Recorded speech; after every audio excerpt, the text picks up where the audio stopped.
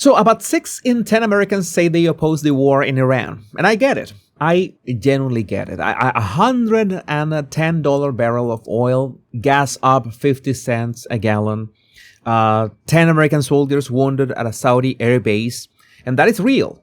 That hits people where they live. But feeling something and understanding something are two different activities. And right now, most of America is feeling. Very few people are thinking. So let's think together for about 9 minutes, because the polls, the pundits, and the mainstream media are either too lazy or too scared to explain what is actually happening. My name is Jesus Enrique Rosas. I'm the Power Pundit, and I want to start with a question that nobody seems to be asking. And this is strange because it's the most important question of all. What was the alternative? And don't say diplomacy. Give me a specific alternative. Because the United States tried diplomacy for over a year. Trump sent a letter to Khamenei in March of 2025. Rounds of indirect talks happened in Oman. More talks in Rome. The U.S. envoy, Steve Witkoff, went back and forth trying to close a deal. Trump gave Iran a 60-day deadline, and the deadline passed without a deal. And why? Because Iran flat out refused to stop enriching uranium. And everyone seems to conveniently forget one thing. That by the time those talks collapsed, Iran had nearly 1,000 pounds of uranium enriched to 60%. And weapons grade is 90. Every serious intelligence assessment, American, Israeli, and European, said that Iran could bridge that gap in weeks. Not years, not months, but weeks. Let me put that in plain language. A single nuclear warhead needs about 55 pounds of weapons-grade uranium. That's roughly the size of a grapefruit. So Iran had enough material to build 9 of those. 9 nuclear warheads, on top of the largest ballistic missile arsenal in the Persian Gulf. So missiles that can already reach London, missiles that can reach Madrid, but missiles that can reach most of Europe. Now, somebody is going to say, didn't the United States and Israel already bomb those facilities last year? And yes, in June 2025, Israel hit Natanz and Fordo. The U.S. followed with bunker buster bombs weeks later, and those strikes did damage the sites, but the deepest underground section survived. The uranium stockpile was buried in tunnels at Esfahan, and those tunnels are too deep for even the biggest American bombs to reach.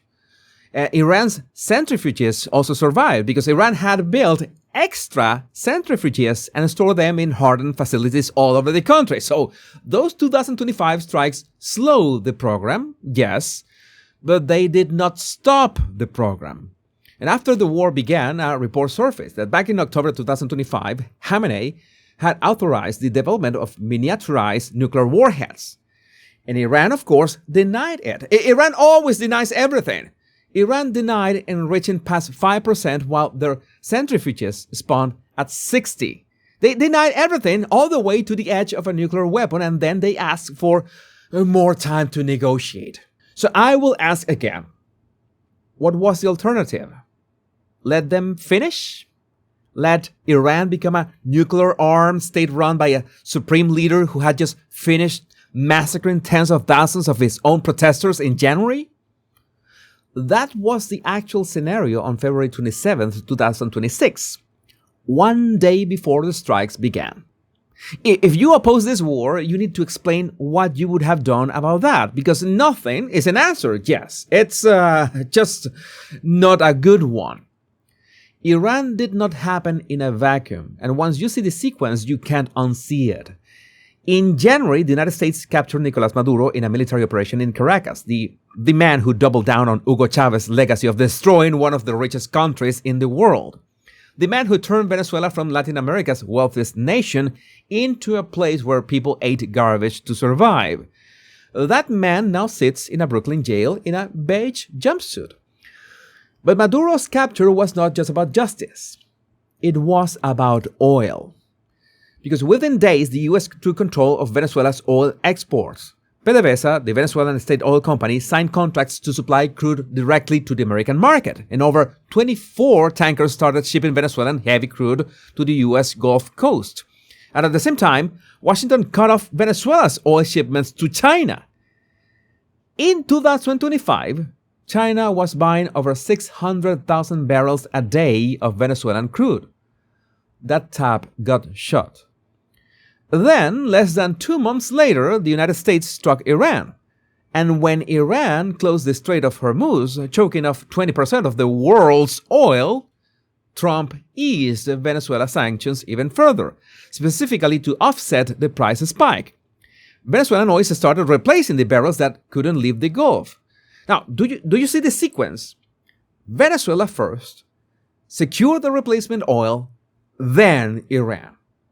Whether that was planned from day one or not, that's how it played out. And the result is that the United States now has access to Venezuelan crude, while China lost supply from both Venezuela and Iran. Gone. So I'm Venezuelan. I watched Chavez and Maduro dismantle my country piece by piece. And I never thought I would say this, but Venezuela's oil, the same oil that Chavez used to fund his socialist revolution, is now being used as a strategic weapon by the United States against China. And most Americans hear China and think about cheap products at Walmart or TikTok or maybe tariffs. But the real threat is simpler and scarier than any of that.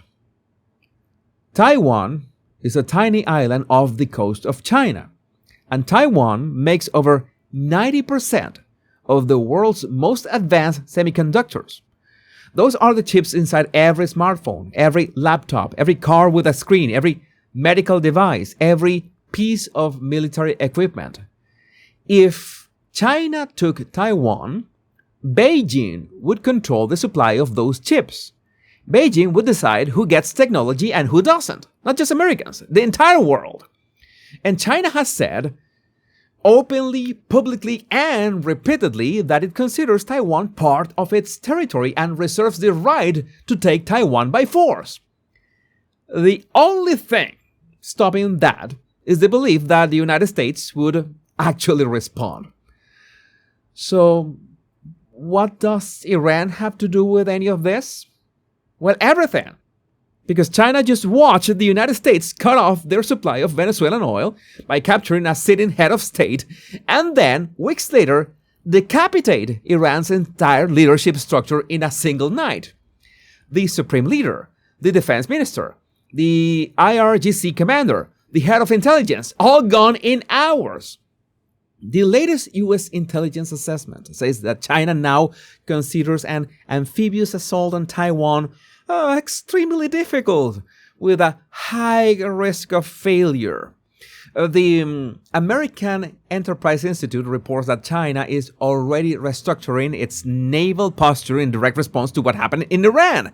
And China's own military has not fought a major war in almost, 50 years? 50 years, yeah. And that last one, they lost that last one. And when Iran got hit, when their supreme leader died, when the Strait of Hormuz closed and cut off 40% of China's oil through that route, what did Beijing do? Nothing. A press statement. A call for dialogue. That's it. They did not lift a finger for their own strategic partner. And that tells you everything. China cannot challenge the United States right now. Not economically, not militarily. Beijing knows it. And after Venezuela and Iran, the whole world knows it too. Now, that makes every American safer. Not in some abstract theoretical way. In the China won't touch Taiwan and your phone still works next year kind of way. Let me close with something personal. Sometimes the right decision feels terrible. Sometimes it costs money and lives and political capital and sleep. And the people who make the decision don't get thanked. They get 60% disapproval in a poll. But leaders don't exist to do what's popular. Leaders exist to do what's necessary. and then take the hit. I grew up in a country where the leader did what was popular. Hugo Chavez gave away free everything. He nationalized the oil. He told people exactly what they wanted to hear every single day. And that ended up bleeding the country and destroying the lives of millions of Venezuelans. That's where popularity without strategy gets you.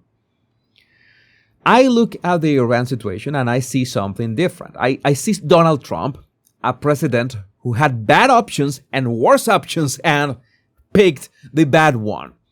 And I believe that when this is over, when the nuclear program is dismantled, when the Strait of Hormuz reopens, when oil comes back down, and when China's calculations about Taiwan have permanently shifted, people will look back at this moment and understand what it actually was.